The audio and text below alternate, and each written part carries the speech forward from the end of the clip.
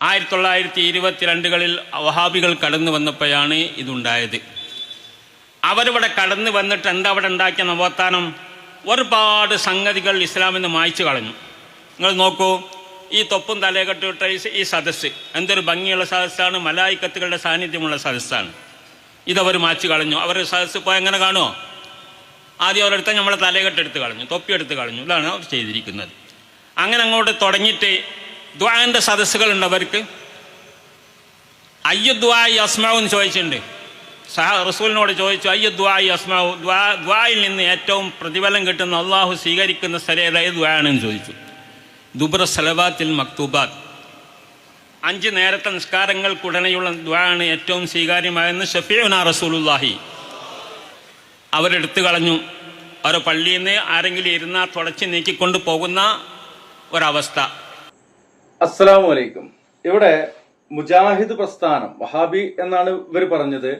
അത് വന്ന അവിടെ നിന്നുകൊണ്ട് കുറെ കാര്യങ്ങൾ ഇവിടെ നിന്നും തുടച്ചു നീക്കിയിട്ടുണ്ട്, ഇല്ലായ്മ ചെയ്തിട്ടുണ്ട് എന്നുള്ളതാണ് ഉമർ ഫൈസി മുക്കം ഇവിടെ പറയുന്നത്. അതൊരു സത്യമാണ്. കുറെ കാര്യങ്ങള് വഹാബികളുടെ ആവിർഭാവത്തോടെ ഈ നമ്മുടെ നാട്ടില്, പ്രത്യേകിച്ച് നമ്മുടെ കേരളത്തില്, ഇവിടെ ഒരുപാട് കാര്യങ്ങൾ ഇല്ലായ്മ ചെയ്തിട്ടുണ്ട്. വഹാബികള് അത് ചെയ്തത് ഒരു തെറ്റല്ല, നന്മയായിട്ടാണ് ചെയ്തിട്ടുള്ളത്. ഇപ്പോൾ ഉമർ ഫൈസി മുക്കം ഇവിടെ പറയുന്നത് തലപ്പാവ് എടുത്തു കളഞ്ഞു അല്ലെങ്കിൽ തൊപ്പി എടുത്തു കളഞ്ഞു എന്നുള്ളതൊക്കെയാണ്. തൊപ്പി ഒരു പ്രത്യേക സുന്നത്തല്ല, സീനത്തായിട്ട് വേണമെങ്കിൽ കൊണ്ടു നടക്കാം. ഉമർ ഫൈസി മുക്കം ഇവിടെ പറഞ്ഞല്ലോ, നമസ്കാരത്തിന് ശേഷമുള്ള ദുആയാണ് ഏറ്റവും അഫ്ളല്, സ്വീകരിക്കപ്പെടാൻ ഏറ്റവും നല്ല പ്രാർത്ഥന എന്നൊക്കെ പറഞ്ഞല്ലോ. അത് കൂട്ടുപ്രാർത്ഥനയാണെന്ന് പറഞ്ഞിട്ടില്ല. പിന്നെ നിങ്ങൾ ഈ 10 കിതാബ് എന്നൊക്കെ പറഞ്ഞിട്ട് നൂറുൽ അബ്സാർ എന്നൊക്കെ പറയുന്ന ഗ്രന്ഥങ്ങൾ വായിച്ചു പഠിച്ചിട്ട് വന്ന ആളുകളാണ്. അതിൽ എന്ത് എഴുതി വെച്ചിട്ടും കാൽ റസൂലുള്ളാഹി എന്ന് പറഞ്ഞാല് അതൊക്കെ ഹദീസാണ്, നിങ്ങൾ വിശ്വസിച്ചോളി, മറ്റുള്ളവർ വിശ്വസിക്കൂല. ബാങ്കിനും ഇഖാമത്തിനും ഇടയിലുള്ള സമയമാണ് ദുആക്ക് അഫ്ളല്. ആ അഫ്ളലായ സമയം ഹദീസിൽ രേഖപ്പെടുത്തിയിട്ടുണ്ട്. അത് ഇവർ പറയാറില്ല. അപ്പൊ എന്താണ്, ഈ ബാങ്കിനും ഇഖാമത്തിനും ഇടയിൽ അവനാൻ ദ്വയർക്കണം. അതിനൊരു കൂട്ടുപ്രാർത്ഥന ഇവർക്ക് നടത്താൻ കഴിയില്ല. കൂട്ടുപ്രാർത്ഥന എന്നുള്ള സാധനം അവിടെ നടത്തിയാലുള്ളൂ ഇവരെ വീട്ടിൽ കൊണ്ടുപോയിട്ട് കൂട്ടുപ്രാർത്ഥനയ്ക്ക് വിളിക്കുക. എന്നാലേ ഉള്ളൂ അതിന് കൈമടക്ക് കിട്ടുക. അപ്പോൾ അതാണ് ഈ കൂട്ടുപ്രാർത്ഥനയ്ക്ക് വേണ്ടിയിട്ട് ഇങ്ങനെ ഹദീസ് ഓതി കൊണ്ട് നടക്കുന്നത് എന്നുള്ളതാണ്. പിന്നെ നമ്മൾ നേരത്തെ പറഞ്ഞ അദ്ദേഹം പറഞ്ഞ ഒരു സത്യം ഉണ്ടെന്ന് പറഞ്ഞല്ലോ, കുറെ കാര്യങ്ങൾ ഇവിടെ നിന്നും തുടച്ചു മാറ്റിയിട്ടുണ്ട്, തുടച്ചു നീക്കി കളഞ്ഞിട്ടുണ്ട്. എന്തൊക്കെയാണ്? കണ്ണൂക്ക്, കുത്തുറാത്തീബ് ഇപ്പോഴും ചില ആളുകളൊക്കെ നടത്താറുണ്ടെങ്കിൽ പോലും വ്യാപകമായിട്ടില്ല. കണ്ണൂക്ക് അടിയന്തരം ഉണ്ടായിരുന്നു നമുക്ക്. കണ്ണൂക്ക് 3-ന്, അടിയന്തരം 16-ന്, പിന്നെ 40. അതൊക്കെ ഇപ്പോഴും നടത്തുന്നുണ്ട്. പക്ഷെ അതിനൊക്കെ ഒരു പരിധി വന്നിട്ടുണ്ട്. ഈ കണ്ണൂക്ക് എന്നുള്ള സാധനം അതിപ്പോ 3 അല്ലെങ്കിൽ 7-നൊക്കെ നടത്താറുണ്ട്.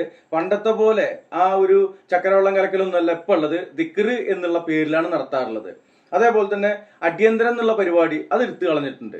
40 നടത്താറുണ്ട്.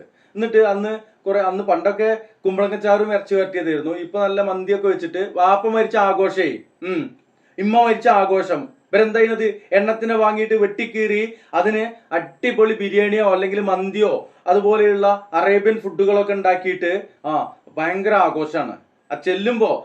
ചെല്ലുന്ന സമയത്ത്, അതായത് മൗലൂദ് ഓതുന്നുണ്ട്, ദുആ ചെയ്യുന്നുണ്ട്, അത് കൂലിക്ക് വിളിച്ച മൂല്യന്മാർ ചെയ്തോളണം. എന്നിട്ട് തിന്നാൻ വന്ന ആൾക്കാരെ അതിന് കോറസ് പാടിക്കൊള്ളണം. മക്കള് ഭക്ഷണത്തിന്റെ തിരക്കിലാണ്. വാപ്പാക്കും ഉമ്മാക്കും ഉറ്റവർക്കും ഉടയവർക്കും വേണ്ടിയിട്ട് ഇവര് ചെയ്യുന്നതാണ്. എന്നിട്ടോ അവിടെ മൂല്യര് പറയുന്നത് എന്താണ്? മൂല്യർ അവിടെ ഓതിയതും പാടിയതും ഒക്കെ മൂല്യരെ കേസിലാക്കി പോവുക. എങ്ങനെയാണത്? അള്ളാഹുവേ ഞങ്ങൾ ഓതിയത് പോലത്തെ ഖുർആന്റെ അതിന്റെ മിസ്ല സവാബിനെ ഖബർക്ക് അയക്കണേ എന്നാണ് പറഞ്ഞത്. എന്നാൽ പ്രിയമുള്ളവരെ, ഈ പറയപ്പെട്ട ഈ ഖബറിൽ കിടക്കുന്ന ആൾക്ക് ഓതി അയക്കുന്ന, എർസൽ ചെയ്യുന്ന ആ ഒരു സംഭവം അത് അവിടേക്ക് എത്തുന്നില്ല എന്നുള്ളത് ഇവരുടെ ഇമാമാണെന്ന് വിളിച്ചു പറയുന്ന ഇമാമുന ഷാഫി റഹ്മുല്ല അദ്ദേഹത്തിന്റെ അൽ ഉമ്മില് രേഖപ്പെടുത്തിയിട്ടുണ്ട്. അത് സൂറത്ത് നജ്മിന്റെ 39-ാമത്തെ ആയത്ത് അത് വിശദീകരിച്ചുകൊണ്ടാണ് ഷാഫി ഇമാം പറഞ്ഞിട്ടുള്ളത്. നിങ്ങൾ ഇവിടെ ഇരുന്നിട്ട് എങ്ങനെ തന്നെ അയച്ചാലും അങ്ങോട്ട് എത്തൂല എന്നുള്ളത്. ഓതിയാലും കിട്ടുന്ന സാധനമാണ് പരിശുദ്ധ ഖുർആന്. അല്ലാണ്ട് ആർക്കെങ്കിലും വേണ്ടിയിട്ട് ഇവിടെ ഇരുന്നിട്ട് അങ്ങനെ ഓതി അയച്ചിട്ടൊന്നും കാര്യമല്ല, അതങ്ങോട്ട് എത്തൂല. ഇനി അയച്ചാൽ എത്തൂലെന്ന് അവിടെ നിൽക്കട്ടെ, അവര് ഓതിയത് അയക്കുന്നുണ്ടോ? ഇല്ല, അതുപോലത്തെയാണ്. മിനൽ ഖുർആൻ അലീമാണ്. അവര് ഓതിയത് പോലത്തെയാണ്, ഓതിയതല്ല. അപ്പൊ അതിനൊക്കെ ഇത് മറ്റൊരു വീഡിയോയിൽ പറഞ്ഞപ്പോ കുറെ ആളുകൾ വന്നിട്ട് അങ്ങനെയല്ല വിവരമില്ലാത്തവർക്ക് എന്തു വേണമെങ്കിലും പറയാലോ, അല്ലേ? പറഞ്ഞോളി എന്നുള്ളതാണ് പറയാനുള്ളത്. അപ്പോ ഇവിടെ പറഞ്ഞു വന്നത് മുജാഹിദ് പ്രസ്ഥാനം അല്ലെങ്കിൽ ജമാഅത്തെ ഇസ്ലാമി പോലെയുള്ള നവോത്ഥാന പ്രസ്ഥാനങ്ങൾ വന്നതിന് ശേഷം ഇവിടെ കുറെ മാറ്റങ്ങൾ വന്നിട്ടുണ്ട്. ദീനുൽ ഇസ്ലാമിലെ പരിശുദ്ധ ഖുർആനുമായിട്ട് ആളുകൾക്ക് ബന്ധം കൂടിയിട്ടുണ്ട്. അതുപോലെ തന്നെ ഇബാദാത്തുകള് അധികരിച്ചിട്ടുണ്ട്. ഇപ്പോ പണ്ടത്തെ കാലത്തുള്ള ആളുകളല്ല ഇന്നും മസ്ജിദുകളിൽ ഉള്ളത്. പണ്ട് എന്ന് പറഞ്ഞു കഴിഞ്ഞാൽ 2 തലയിൽ നിരക്കുമ്പോ മരണഭയം എത്തുമ്പോഴാണ് പള്ളിക്കൊക്കെ ഒന്ന് കയറണമെന്ന് തോന്നുക. അതുപോലെ തന്നെ നോമ്പ് തുറകളും, അതുപോലെ തന്നെ ഹജ്ജും ഉംറകളും, അതുപോലെ സക്കാത്ത് 2 റുപ്യയും 3 റുപ്യയും 5 റുപ്യയും പിരിച്ചും കൊണ്ട് നടക്കുന്ന ഒരു കാലഘട്ടം ഉണ്ടായിരുന്നു നമ്മളുടെ ഉമ്മത്തില്, നമ്മുടെ കൗമില്. അതൊക്കെ മാറിയിട്ട് ഇപ്പോ അത് അർഹരിലേക്ക് എത്തിക്കുന്ന ആ ഒരു കാര്യമൊക്കെ വന്നിട്ടുണ്ട്. അപ്പോൾ ഇബാദാത്തുകൾ കൂടിയിട്ടുണ്ട്. ആദർശമായ ഇബാദത്തില് ചെറിയ പങ്കൊക്കെ വരുന്നുണ്ടെങ്കിലും ഇബാദാത്തുകൾ കൂടിയിട്ടുണ്ട്. അപ്പോൾ അതൊക്കെയാണ് അവർ വന്നുകൊണ്ട് പ്രത്യേകമായിട്ട് ഉണ്ടായത്. ഇല്ലാതായ കാര്യങ്ങള് അനാചാരങ്ങള്, ഇസ്ലാമിന്റെ പേരിൽ കെട്ടിയെഴുന്നള്ളിച്ചിരുന്ന പല അനാചാരങ്ങളും ഇവിടെ തുടച്ചു നീക്കിയിട്ടുണ്ട്, ഇല്ലായ്മ ചെയ്തുകൊണ്ടിരിക്കുന്നുണ്ട്. അത് ഈ പ്രസ്ഥാനങ്ങളുടെ വരവോടെ തന്നെയാണ്.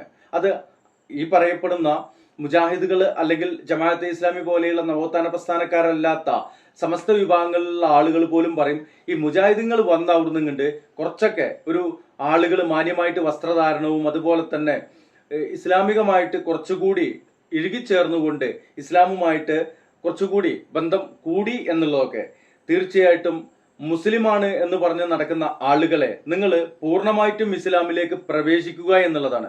അത് ഇവര് പറയുന്നത് പോലെയുള്ള ഈ കള്ളക്കറാമത്തും അതുപോലെ മാലമൗലൂദുകളും ഓതിയിട്ടല്ല. മാലമൗലൂദുകൾ എന്നുള്ള ആ പിഴച്ച സാധനം ഒഴിവാക്കിയാൽ തന്നെ പകുതി മുക്കാലും നേരായി എന്നുള്ളതാണ്.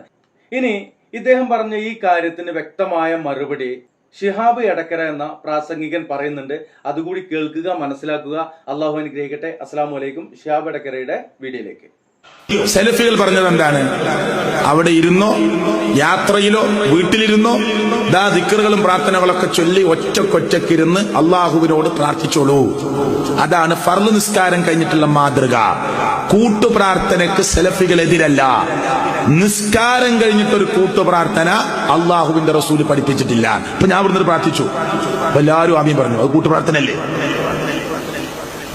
നിസ്കാരം കഴിഞ്ഞിട്ട് ഒരു കൂട്ടുപ്രാർത്ഥന എന്ന് ഉസ്താദ് പ്രാർത്ഥിക്കുന്നു, അതിന്റെ അർത്ഥമൊന്നും അറിയില്ല. ഉസ്താദ് ശ്വാസം കിട്ടാതെ ഒരു പ്രാർത്ഥനയുടെ നടുക്ക് നിർത്തിയാലും ആമീൻ പറയും. അല്ലേ? ഹക്കല്ലേ? സത്യല്ലേ? ഇങ്ങനെ പ്രാർത്ഥിക്കാൻ, ഇങ്ങനെ ഒരു കൂട്ടുപ്രാർത്ഥന ബേക്കിൽ നേരം വൈകി എന്ന ആളുകൾ നിസ്കരിക്കുന്നുണ്ട്. അവരെ നിസ്കാരം മുഴുവൻ തെറ്റിയ. അല്ലാഹു അക്ബർ ഉസ്താദ് തുടങ്ങി വെച്ചു, എല്ലാവരും കൂടി ഉറക്കാൻ പറയാം. സുബ്ഹാനല്ലാഹ് ഉസ്താദ് തുടങ്ങി വെച്ചു, ഇതെല്ലാവരും ഉറക്കനെ പറയാ. ലാ ഇലാഹ ഇല്ലല്ലാഹ് വഹ്ദഹ് എന്നാണ് തുടങ്ങി വെച്ചു, എല്ലാവരും ഉറക്കനെ പറയാ. ഇങ്ങനെയൊക്കെ ചൊല്ലാനും ചൊല്ലിപ്പിക്കാനും ഒക്കെ ഹദീസുകളിൽ രേഖണ്ടോ? നിങ്ങൾ ചിന്തിക്കണം, വാശിയില്ലാതെ ചിന്തിക്കണം. മുത്ത് റസൂൽ സല്ലല്ലാഹു അലൈഹി വസല്ലം നിസ്കാരം കഴിഞ്ഞാൽ എന്താ ചെയ്യാ? കേട്ടോളൂ, ഹദീസിൽ നിന്ന് കേട്ടോളൂ. അൻ ആയിഷ റളിയല്ലാഹു അൻഹ ഖാലത്ത്. ആരാ പറഞ്ഞറിയോ? ആയിഷ റളിയല്ലാഹു അൻഹ, നബിയുടെ ഭാര്യ, നമ്മുടെ ഉമ്മ, മുത്ത് റസൂൽ സല്ലല്ലാഹു അലൈഹി വസല്ലം പ്രിയപ്പെട്ട പത്നി, ഏറ്റവും കൂടുതൽ ഹദീസുകൾ റിപ്പോർട്ട് ചെയ്ത മഹദി. അൻ ആയിഷ റളിയല്ലാഹു അൻഹ ഖാലത്ത്. ആയിഷ റളിയല്ലാഹു അൻഹ പറയാണ്, കാന നബി സല്ലല്ലാഹു അലൈഹി വസല്ലം, നബി സല്ലല്ലാഹു അലൈഹി വസല്ലമ ആയിരുന്നു, ഇദാ സല്ലമ, സലാം വീട്ടിയാൽ, ഇദാ സല്ലമ, സലാം വീട്ടിയാൽ, ലം യഖഉദ് ഇല്ലാ മിഖ്ദാറ മാ യഖൂൽ, ഇത് പറയുന്നത് വരെയല്ലാതെ അവിടെ ഇരിക്കാറില്ല. ഇത് പറയുന്നത് വരെയല്ലാതെ അവിടെ ഇരിക്കാറില്ല. ഏത് പറയുന്നത് വരെ? അല്ലാഹുമ്മ അൻതസ്സലാം വമിൻകസ്സലാം തബാറക്ത യാ ദൽ ജലാലി വൽ ഇക്റാം, തബാറക്ത ദൽ ജലാലി വൽ ഇക്റാം. 592ാമത്തെ ഹദീസ് പള്ളിയിലുണ്ടാവും, സഹീഹ് മുസ്ലിം എന്ന് പറഞ്ഞു.